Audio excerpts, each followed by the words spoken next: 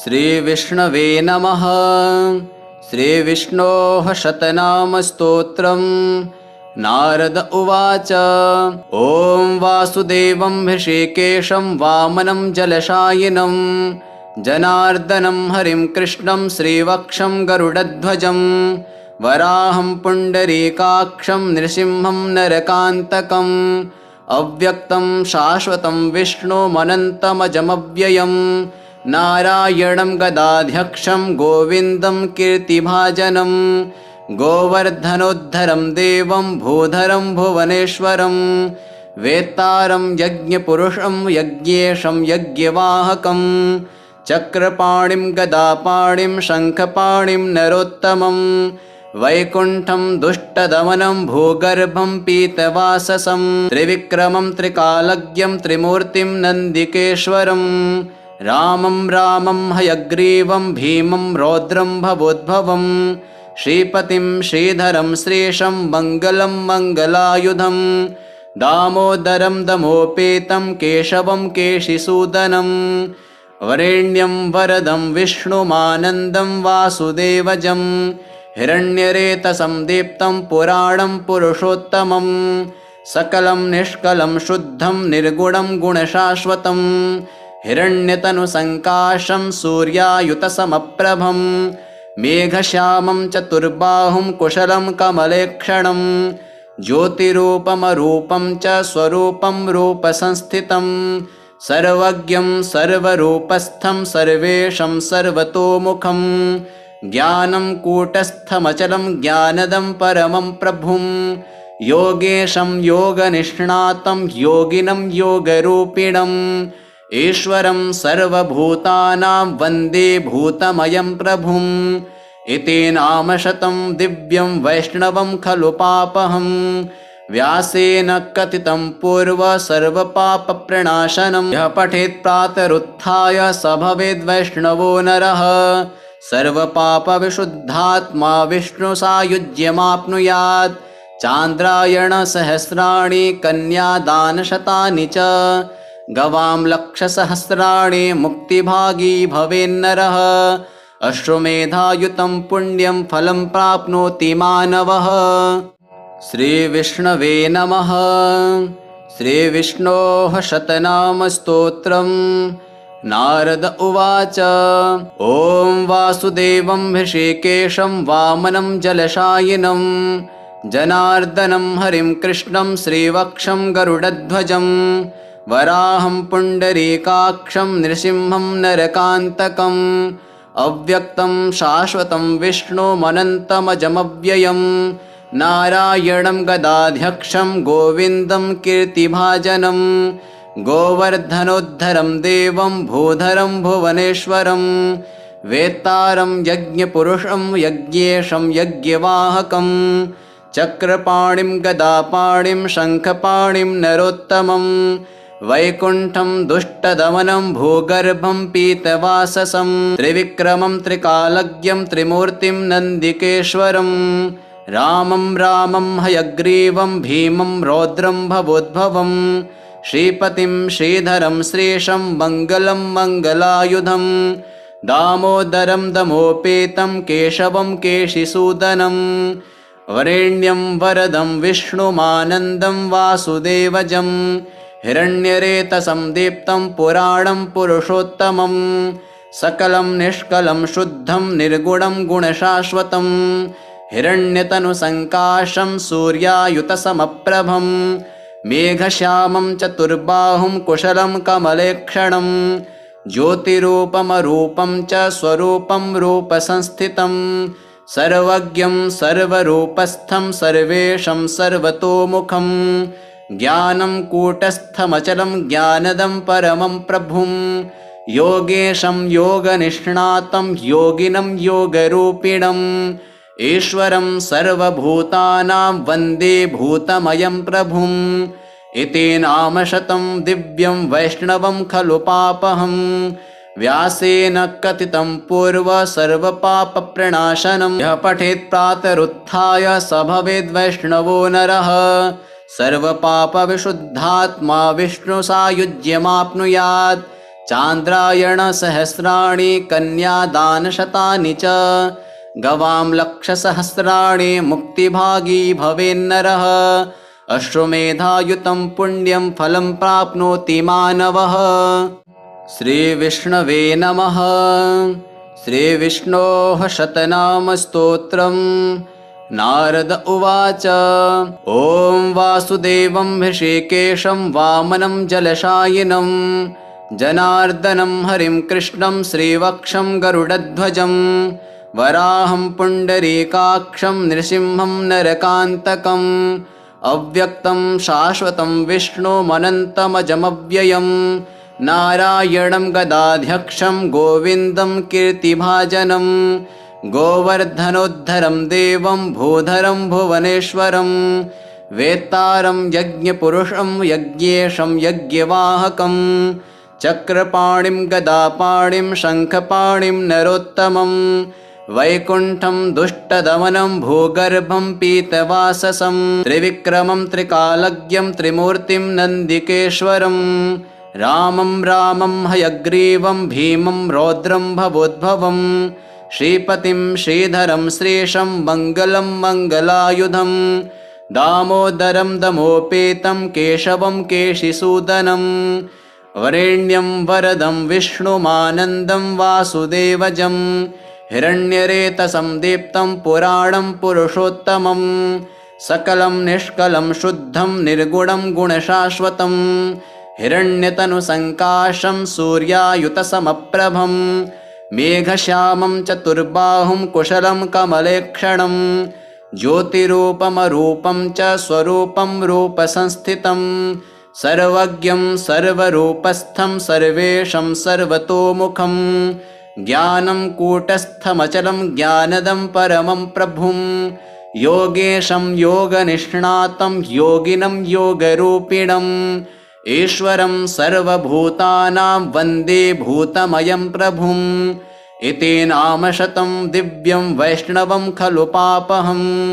व्यासेन कथितं पूर्व सर्वपापप्रणाशनं यः पठेत् प्रातरुत्थाय स भवेद्वैष्णवो नरः सर्वपापविशुद्धात्मा विष्णुसायुज्यमाप्नुयात् चान्द्रायणसहस्राणि कन्यादानशतानि च गवां लक्षसहस्राणि मुक्तिभागी भवेन्नरः अश्वमेधायुतं पुण्यं फलं प्राप्नोति मानवः। श्रीविष्णवे नमः। श्रीविष्णोः शतनामस्तोत्रम्। नारद उवाच ॐ वासुदेवं हृषीकेशं वामनं जलशायिनं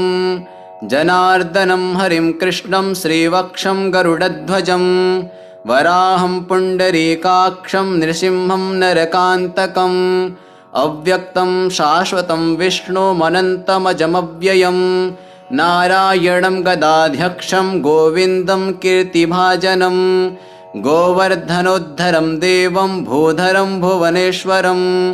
वेत्तारं यज्ञपुरुषं यज्ञेशं यज्ञवाहकं चक्रपाणिं गदापाणिं शङ्खपाणिं नरोत्तमं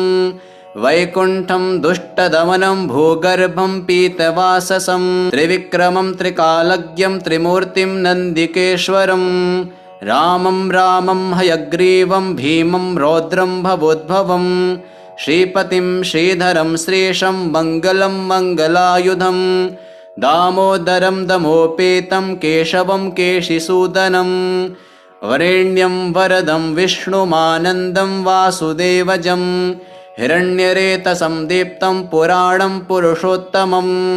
सकलं निष्कलं शुद्धं निर्गुणं गुणशाश्वतं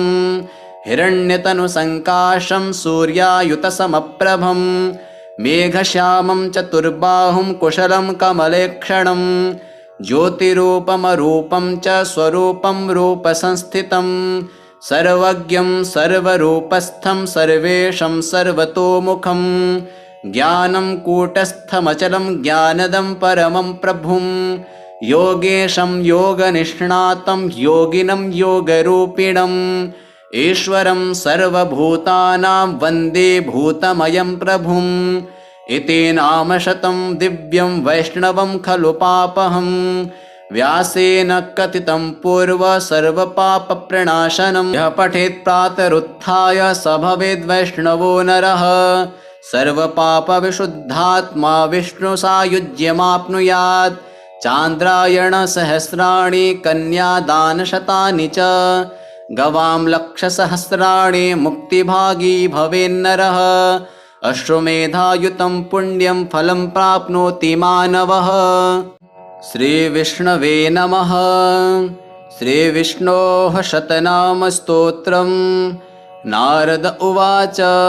ॐ वासुदेवं हृषीकेशं वामनं जलशायिनं जनार्दनं हरिं कृष्णं श्रीवक्षं गरुडध्वजं वराहं पुण्डरीकाक्षं नृसिंहं नरकान्तकम् अव्यक्तं शाश्वतं विष्णुमनन्तमजमव्ययं नारायणं गदाध्यक्षं गोविन्दं कीर्तिभाजनं गोवर्धनोद्धरं देवं भूधरं भुवनेश्वरं वेत्तारं यज्ञपुरुषं यज्ञेशं यज्ञवाहकं चक्रपाणिं गदापाणिं शङ्खपाणिं नरोत्तमं वैकुण्ठं दुष्टदमनं भूगर्भं पीतवाससं त्रिविक्रमं त्रिकालज्ञं त्रिमूर्तिं नन्दिकेश्वरं रामं रामं हयग्रीवं भीमं रौद्रं भवोद्भवं श्रीपतिं श्रीधरं श्रीशं मङ्गलं मङ्गलायुधं दामोदरं दमोपेतं केशवं केशिसूदनं वरेण्यं वरदं विष्णुमानन्दं वासुदेवजं हिरण्यरेतसं दीप्तं पुराणं पुरुषोत्तमं सकलं निष्कलं शुद्धं निर्गुणं गुणशाश्वतं हिरण्यतनुसङ्काशं सूर्यायुतसमप्रभं मेघश्यामं चतुर्बाहुं कुशलं कमलेक्षणं ज्योतिरूपमरूपं च स्वरूपं रूपसंस्थितं सर्वज्ञं सर्वरूपस्थं सर्वेशं सर्वतोमुखं ज्ञानं कूटस्थमचलं ज्ञानदं परमं प्रभुं योगेशं योगनिष्णातं योगिनं योगरूपिणम् ईश्वरं सर्वभूतानां वन्दे भूतमयं प्रभुम् इति नामशतं दिव्यं वैष्णवं खलु पापहं व्यासेन कथितं पूर्व सर्वपापप्रणाशनं यः पठेत् प्रातरुत्थाय स भवेद्वैष्णवो नरः सर्वपापविशुद्धात्मा विष्णुसायुज्यमाप्नुयात् चान्द्रायणसहस्राणि कन्यादानशतानि च गवां लक्षसहस्राणि मुक्तिभागी भवेन्नरः अश्वमेधायुतं पुण्यं फलं प्राप्नोति मानवः। श्रीविष्णवे नमः। श्रीविष्णोः शतनामस्तोत्रम्। नारद उवाच ॐ वासुदेवं हृषीकेशं वामनं जलशायिनं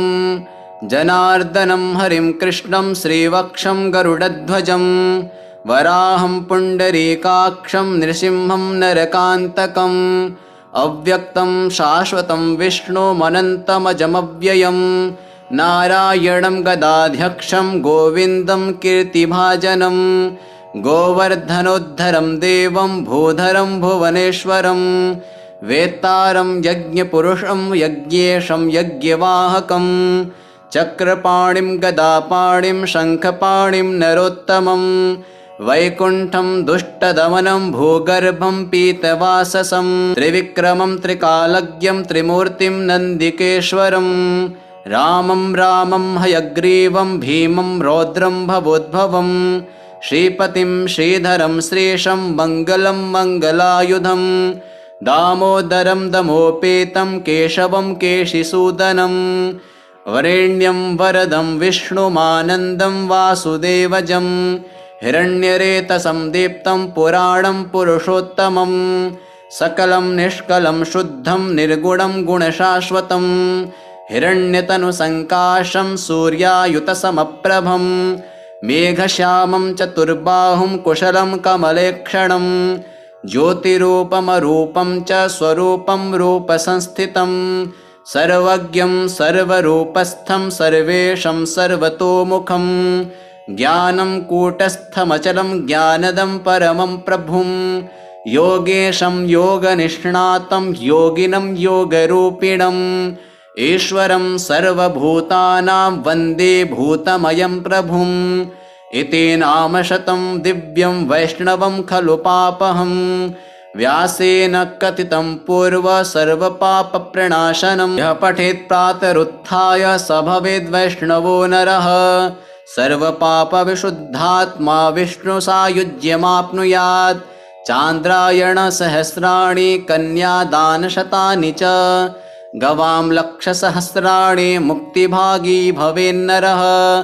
अश्वमेधायुतं पुण्यं फलं प्राप्नोति मानवः। श्रीविष्णवे नमः। श्रीविष्णोः शतनामस्तोत्रम्। नारद उवाच ॐ वासुदेवं हृषीकेशं वामनं जलशायिनं जनार्दनं हरिं कृष्णं श्रीवक्षं गरुडध्वजं वराहं पुण्डरीकाक्षं नृसिंहं नरकान्तकम् अव्यक्तं शाश्वतं विष्णुमनन्तमजमव्ययं नारायणं गदाध्यक्षं गोविन्दं कीर्तिभाजनं गोवर्धनोद्धरं देवं भूधरं भुवनेश्वरं वेत्तारं यज्ञपुरुषं यज्ञेशं यज्ञवाहकं चक्रपाणिं गदापाणिं शङ्खपाणिं नरोत्तमं वैकुण्ठं दुष्टदमनं भूगर्भं पीतवाससं त्रिविक्रमं त्रिकालज्ञं त्रिमूर्तिं नन्दिकेश्वरं रामं रामं हयग्रीवं भीमं रौद्रं भवोद्भवं श्रीपतिं श्रीधरं श्रीशं मङ्गलं मङ्गलायुधं